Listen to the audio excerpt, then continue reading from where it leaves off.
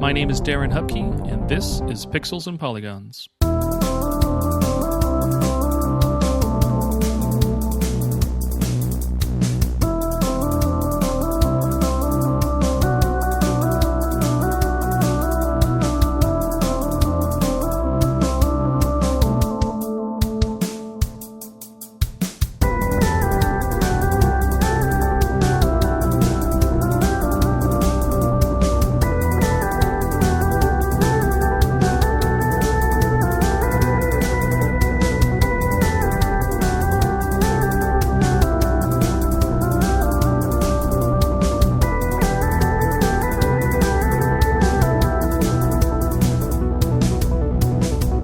Welcome to another episode of Pixels and Polygons. I am back again, new week, new episode, getting ahead of the groove here, editing this one well in advance, which is a first for me, so that's a good thing.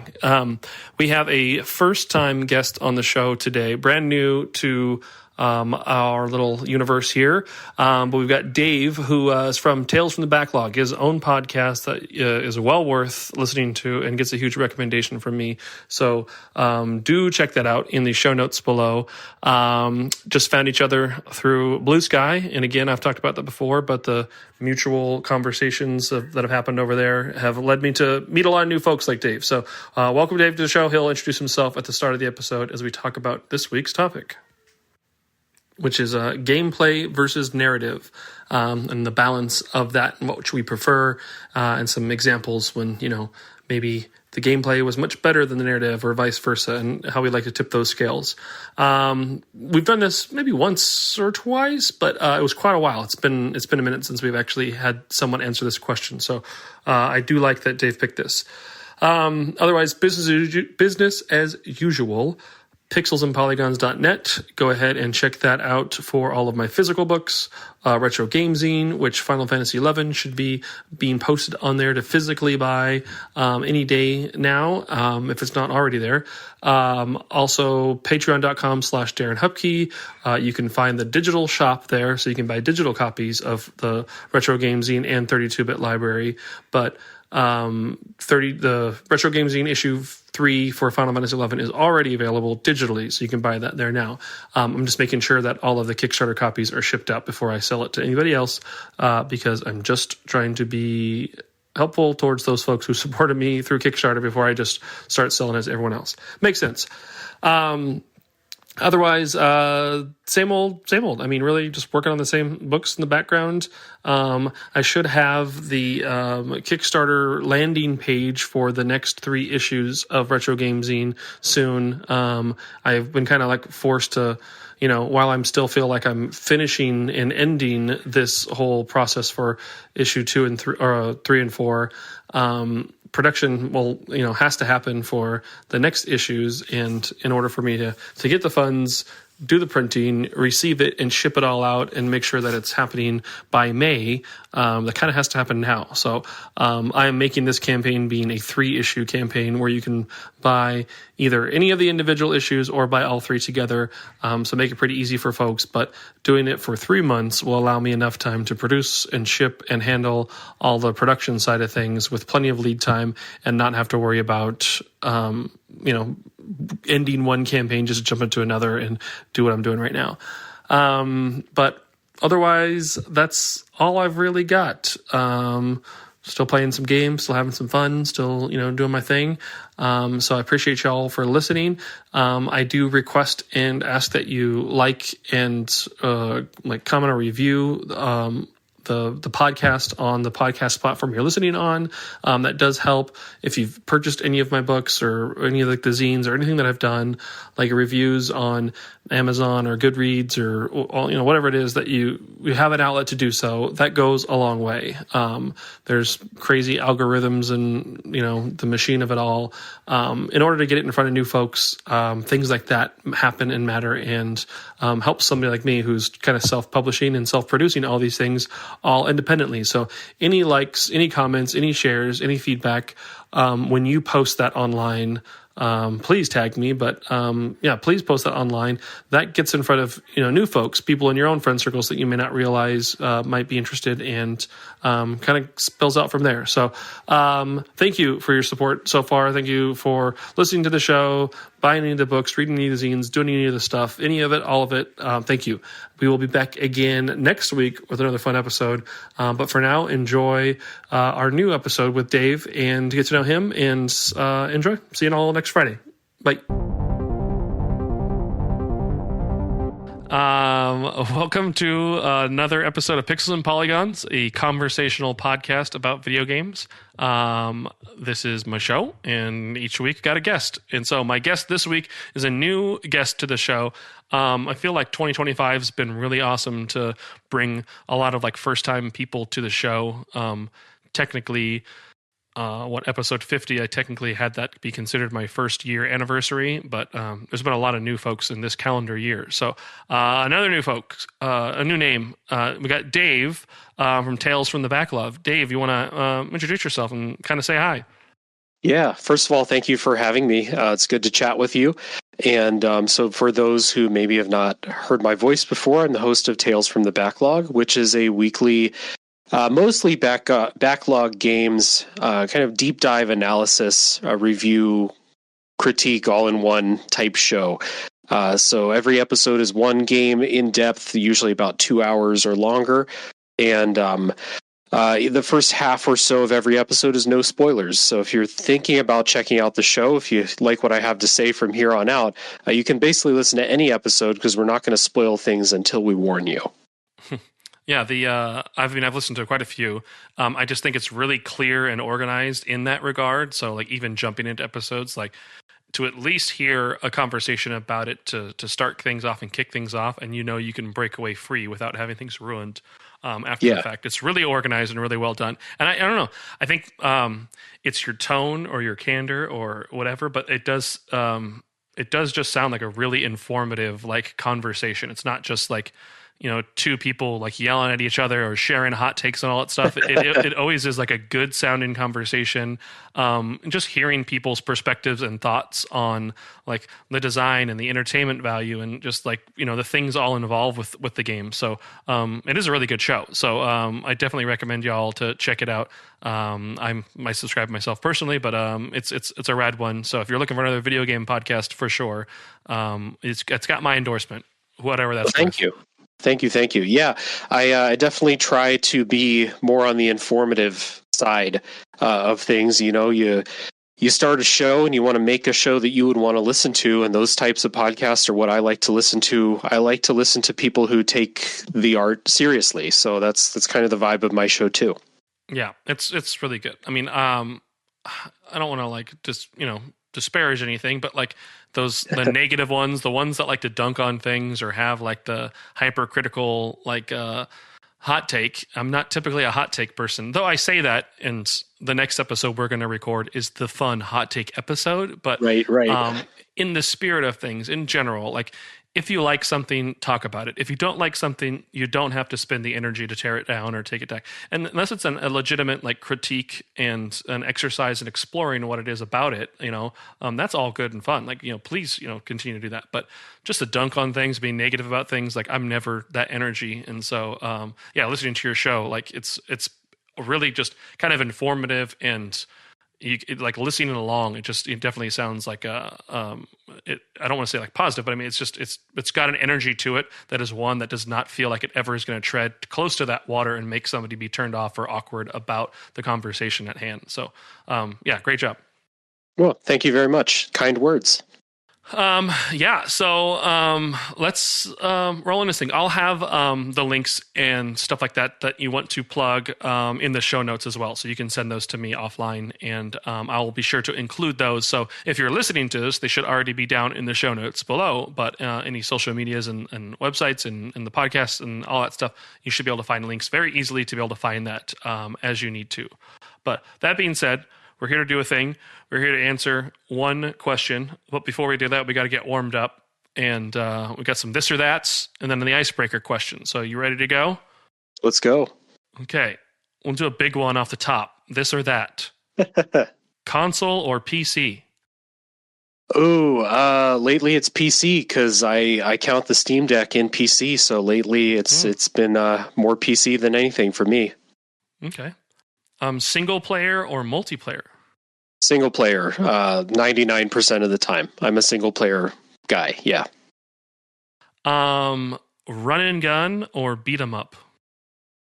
Ooh, that's tough. I don't like either of these genres very much. Give me the beat 'em up, I suppose. Okay. They tend to be a little bit easier.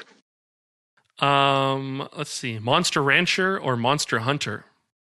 Monster Hunter by default. Never played a Monster Rancher before. Yeah. See, I get it. I'm maybe a little bit older or whatever, but the second time I've asked this and it's the same response. It's like, yeah, I just never really played Monster Rancher. So yeah, I mean, like I was there when Monster Rancher was there also, but I just never played it. Yeah. Let's see. One more. Let's go. Medieval or sci-fi? Oh, I guess medieval, but it's not. It's a really close race, but I got to pick something, so I'll go with medieval just off the top of my head. I like fantasy a lot, so that tends to be more medieval, I suppose. Mm-hmm. Yeah, cool. Okay. Well, there we go. So that hopefully got the blood flowing. So now you can be prepared for the icebreaker question itself. Let's see. Which shall we ask you? Let's see. What is something you miss from a previous generation? Yeah, what is something that's not just present in your modern gaming experience that you miss from an older generation? That's tough. I miss game manuals, and I miss like buying big tome strategy guides for stuff. Like I still have my Morrowind strategy guide on my shelf back there, and it's just a thing that I'm sure they print strategy guides still, but like I don't know. Since you can just go on and find, and people are working really hard on like the strategy guides on websites and stuff. Like I'll go check those out nowadays, and like I just miss popping a game open, reading the manual to see how to play. Nowadays, especially if it's like like a lesser known game, I really hate being stuck on something and having to like scrub through a video let's play or something to, try to find someone in the same place that I'm at to try and figure out what to do, instead of, if I could buy the strategy guide or maybe just read the manual and be like, oh, maybe there's a mechanic I didn't know about. That happens to me sometimes. So I miss that.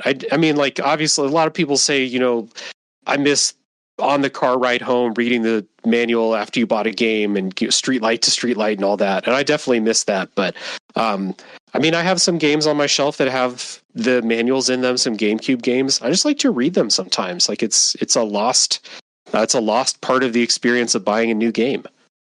Yeah, I agree with all that. Yeah, that just makes me, think about a lot of those missed things. I'm hoping that maybe we're on the cusp of a returning trend or something, but there was a Kickstarter recently for the hand-drawn game guides from Philip Summers. He's doing a Mega Man guide. It's officially licensed from Capcom and everything. And so it's going to be a legitimate strategy guide and a walkthrough for the game, but filled with his like original artwork and like hand-drawn like maps and everything from the levels and stuff. And so like I'm hoping it scratches that nostalgic itch and that, that throwback to that time and everything, to be able to have something physically and tangible there to reference. Sure, it is for a retro game and everything, but I'm hoping people just start to see manuals like that or guides like that again and think to themselves to like kind of create their own, like even taking the known internet content that's there, but putting it together in like a neat like guide, like, and having it on hand for reference and everything. Like it's kind of an irreplaceable thing to do. Yeah, this is no shade towards online guides writers because, like I said, I use their work. They work really hard. I know several people who do it for a living. But there is a lost art of, like, their actual lost art from, like, the book versions where you'd have, like, concept art and hand-drawn pictures and, like, maps and stuff like that. as opposed to, here's a list of this enemy's stats and stuff like that, where, I love a game facts guide as much as the next guy, but I do kind of miss flipping through and seeing like, here's all the monsters, here's their stats, here's what they drop, all that stuff from the old strategy guides. One other thing I've kind of noticed recently, and this is again unique to indies, but I played a couple games in the last couple years that have in-game manuals, like actual manuals, like Lorelei and the Laser Eyes had one. Lunacid had one, which I just finished. Tunic, of course, has its famous manual, which is a little bit more involved than the other ones. But the other ones, like literally just in the art style of the game, they have the actual game manual. You just open it up and read how to play. And I like that. It's a nice nostalgia hit, and it's useful for teaching you how to play. Cool. Yeah. I think it's cool. That's a good answer. I mean, it makes me a little nostalgic and, wishful, for a different time, a time gone by. But I love a chunky strategy guide. I love a chunky book. I'm staring at my bookshelf here in my room is all of my like retro gaming books and video game related books, but a big heavy hardcover. Like I love to like flip through and everything. And then I have a whole wall of like my comics, but like the massive hardcover re-release or special editions or slipcases, I'm always a fan of those, just to be able to like dive in and like flip through and have those paper and those pages in front of you. But yeah, I love that answer. Cool. All right. Well then, we're going to move into the main episode topic, and this is one that you picked in advance. So hopefully you're able to think about some things and have some things you want to kind of chat about. But I'd love to hear your thoughts. But what is more important to you, narrative or gameplay? And are there games that you've enjoyed with a poor narrative but great gameplay, or vice versa? But just thinking about the scales and the balance of, like to you, like what is more important in that game package, narrative or gameplay? Okay. So I was thinking about this because I've been playing Monster Hunter Wilds recently, which small loss of audio here from a network hiccup. Sorry. Known for focus on like making sure that you pay attention to the story. Like there's more of the slow down and walk and listen to people talk. There are more set pieces, more conversations to listen to, stuff like that. And I don't think the story is very good. I don't think it's interesting at all. It is there as a vehicle to get you from fight to fight and to teach you how to play the game and to introduce you to your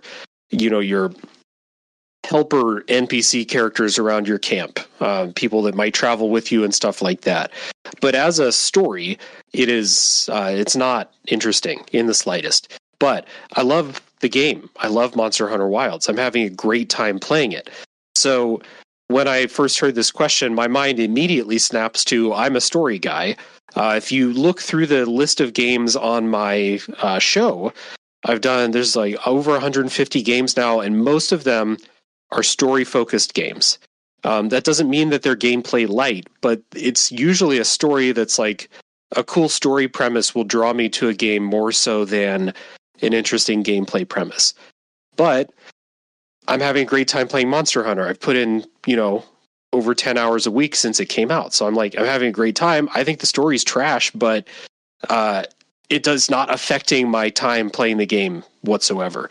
So it's interesting when we think of like, I have my first thing that comes to mind, but obviously all these exceptions pop up all the time. Think about like the platformers from the Super Nintendo or the NES. Like the stories were either non-existent or they were, bad or not interesting, in my opinion.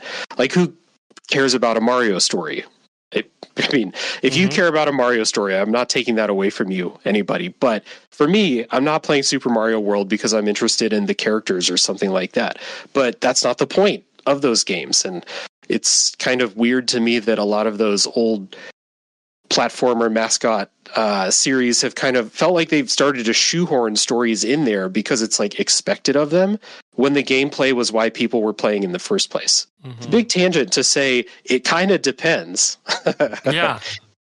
I think like to what you were kind of alluding to and sharing, like I also I lean towards like a story focused game. I grew up loving like, RPGs and everything, but I mean, even then, like just a good like story, like third person adventure or action game, like it really doesn't matter like the genre. Like that is what I'm involved with when I'm playing a video game. I mean, I love movies, I love books, I love comics. I love a good story, but video games having that interactive element just kind of makes it intangible compared to those other things. And so Yeah. gameplay needs to be there, but I'm okay with, a reduced or ineffective like gameplay mechanics and moments if it's still like telling a great story. But I think your example with Monster Hunter Wilds is like, it's crazy. Because I've seen since launch like the reviews of like folks talking about how like, oh, like the game appears to have sanded off its edges and it's a more approachable Monster Hunter than ever before. And I'm very confused by that because it is a very obtuse game with like bizarre mechanics and like so many layers of UI and like really ineffective design that I don't know how any new players are approaching the game. People who love that game are returning players, and like I myself returned to it because of my enjoyment of Monster Hunter Worlds, like that loop, that gameplay loop, like I was involved in, and I loved that game. And it did have some light story and everything into it, but they definitely felt like they ratcheted that up in this game and tried to have like a narrative here that was like a lot longer. Like some of those cutscenes are a lot longer in this game, and it is very this one dimensional. Like the characters don't have like an arc where they like learn or grow from anything or respond to the adversity and evolve or anything. It is who those NPCs and everybody they introduce you to right in the beginning have the same motivations and drive at the end of it. And it is just like this strange vessel they use that almost like it's probably the biggest flaw of the game, but it doesn't ruin it enough for me to even like wouldn't even consider like putting the game down or like disparaging it at all. Like it is still a game that I'm going to probably say is a 9 out of 10 style experience that like I would highly recommend. The easy thing to do was and I did it for probably the last 3 or 4 missions, skip cutscene. Like it just dropped me in front of a monster. I'm like, oh, there we go, I know what to do now. I will get my hammer and I will destroy this thing. It's an interesting thing because they put you in a lot of those cutscenes, or people have talked about like the forced slow walk to an objective so you can talk about what's going on and stuff like that. But for most of my playthrough, I've been in voice chat with friends who I'm playing the game with. So I'm like half reading and half, talking to my friends. So like, I still don't think the story is that interesting, but it's like that stuff hasn't really bothered me because then I just talk to somebody or something like that. It's like, so if you're looking at it from like a critic's perspective, like you said, I'm of the belief that if the game wants me to pay attention to it, then it's fair game for like serious criticism. If I think the story is boring or doesn't go anywhere, there's no character development really, it's just get you from monster to monster to monster to monster in this like never-ending thing that Monster Hunter gets you on this treadmill. The story feels like the same way. Like your gear trees escalate, your resource gathering escalates, and the story just keeps, oh, there's more monsters. You'll never believe it, but there's more monsters. Like it just keeps going like that. And so I think that if the game is going to force me to sit through those cutscenes and stuff, then it's fair game to say that the story is not good. And I was thinking, like, if they ever make a Monster Hunter game with like a seriously good story, it might be the best game ever made because it will still have like that gameplay element and stuff like that too. Like, what if they forced you to reckon with, how many apex predators you're slaughtering across the environment and stuff like that? In Monster Hunter Wilds, there's like one little line of dialogue where the kid is like, "Hey, don't," and then you do the thing anyway. Yeah. So it's my thing on this like gameplay versus story thing is like, if they're both a focus of the game, then like my favorite games of all time are going to be either the ones that like hit on both of those, or they're going to be like a super narrative experience with very, very light gameplay, like 1000 times resist, or like a walking sim or something like that. Like those can absolutely blow me away too without that gameplay element. On the other hand, I really like, the Super Nintendo Final Fantasy games, 4 and 6, the ones I've played. I don't think the gameplay is anything special there, but I'm willing to sit through that. I'm willing to do that. It's not necessarily engaging my strategic brain really in those games, but I like the stories and I like the characters and I love the music and I love the other parts of the experience. So, a gameplay system that doesn't blow me away, it's not really like a huge negative for me in an experience like that. It all kind of depends on like what is like the point of the game. The point of Monster Hunter is not the stories. So the story is never going to be like a determining factor on whether I recommend people try Monster Hunter or not. And then for Final Fantasy, at least like the older ones, the turn-based combat is like, it's there, you got to do it, you got to learn how to do it, but it's not like the point of those games. So I have like pretty large criticisms about a lot of my favorite games like that and their combat systems and stuff, but that's not the point of Final Fantasy VI. So it's not going to really factor into how much I love that game. The fact that I think the combat gets kind of boring, it's not really a big deal, I don't know if you feel the same way. No, I mean, I think it's the same thing. I mean, like, to the overall point, there's not a right or wrong answer to this question. And when crafting it, I wasn't looking for like one route or the other, but I definitely, I feel like I'm on the same wavelength as you. I mean, it really just depends on the game. And, in this game, like, this is not that core component that people are coming to in Monster Hunter Wilds for that. It would be a great asset. I mean, it would be a great addition. Like, it would be a bonus, if like, suddenly the story was awesome. Like, oh, cool. Yeah. Like, rad. I had this awesome thing to get to but at the end of the day, I'm getting to these high rank hunts. I'm in my loop. I'm gathering my resources. I'm getting better gear. Like, I know what I'm doing.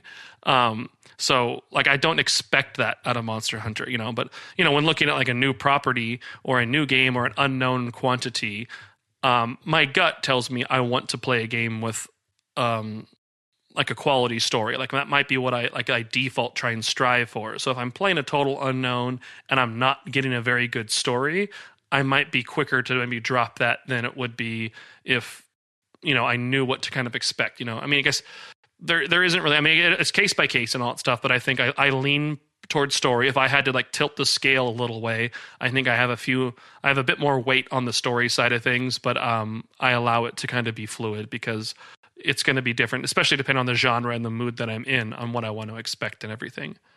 Yeah, I definitely want to kind of like mix it up more. I want to give myself the time and the space to play more video games, like a Crazy Taxi or a sports game or, like a puzzle game or something like that. Like, I don't play a whole lot of those. And so I think that like I do lean more towards something with a story, because I think if I were to make a list of the games that have impacted me the most, aside from like Pokemon when I was a kid, the huge majority of those are going to impact me because either the story was incredible or they had like a really great merging of gameplay and story together. There's very few things on my list of games that impacted me a ton where it's like pure gameplay. I love Monster Hunter Wilds. I'm having a great time, but in 5 years, I'm not sure that I'm going to, think about Monster Hunter Wilds and get like a feeling in my chest the same way that I do when I think about the first time I played What Remains of Edith Finch or 1000 Times Resist last year. Like, really hit me like that, and I think those are the ones that really stick with me.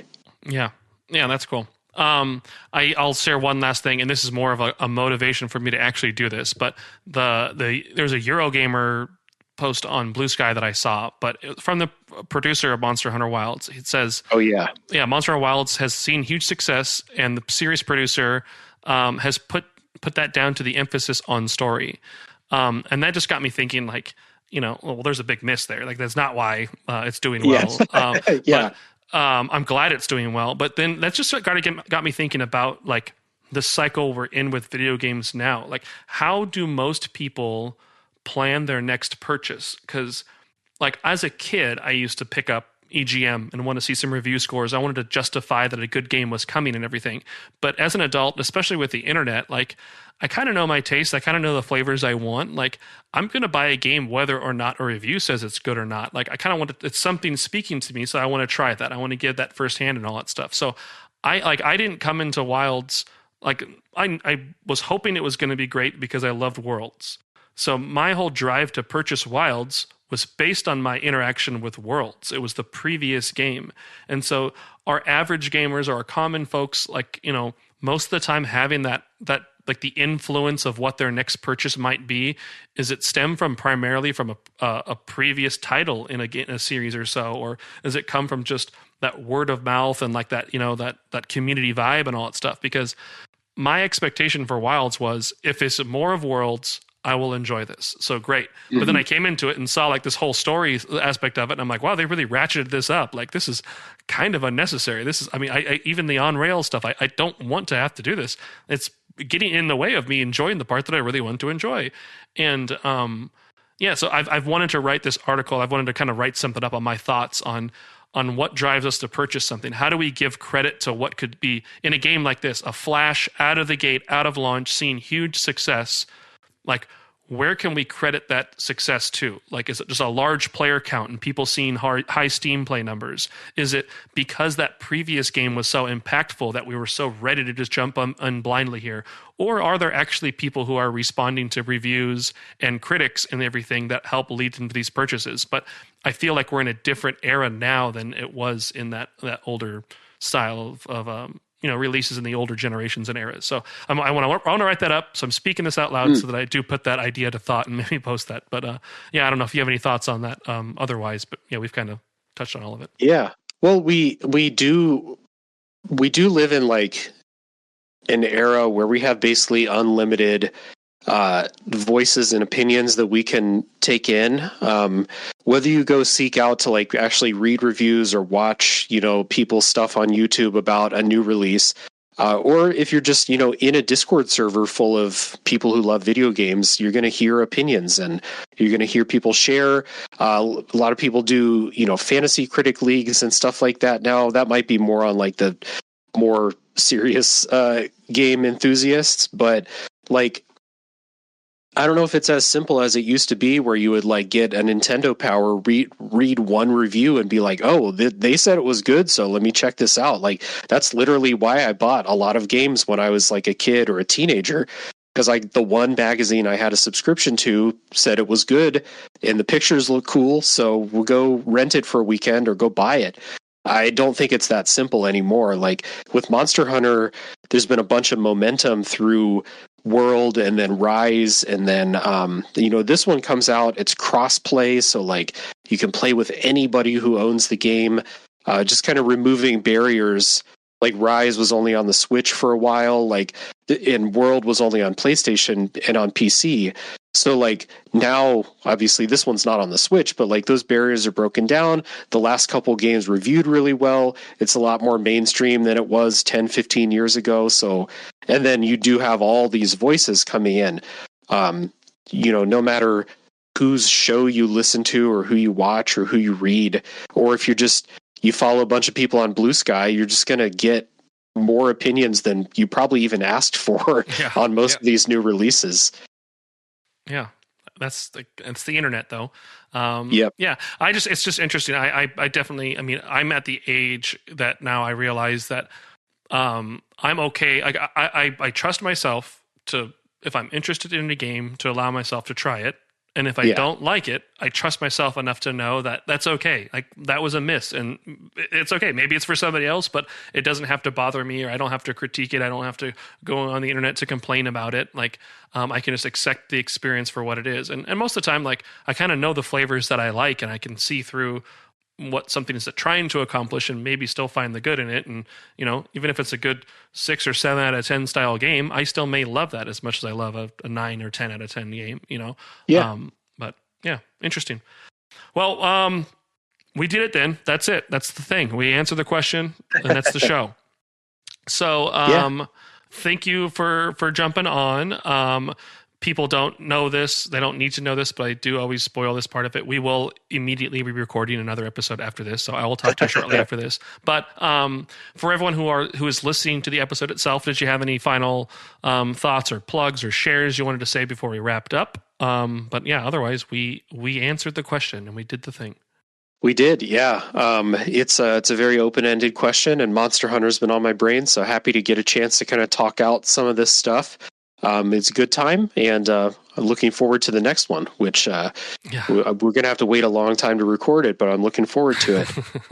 Right on. Well, thank you for joining me. Again, check the show notes for all the links and references to everything where you can find your stuff, and listen to Tales from the Backlog.